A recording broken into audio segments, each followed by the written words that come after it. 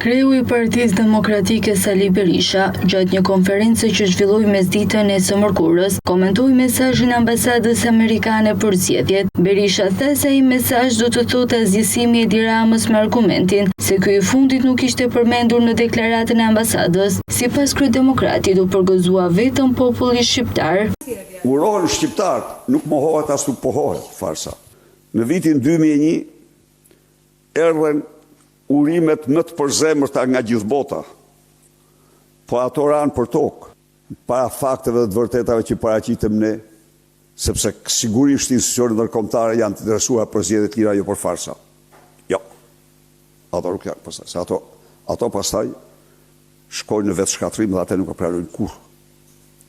Ndaj dhe, pra, faktikisht është asgjësimi i Edi Ramës. Berisha ritheksoi se opozita nuk do t'i pranojë kurrë këto zgjedhje, ndërsa kërkoi krijimin e një fronti të përbashkët në vend dhe diasporë kundër pushtetit të socialistëve.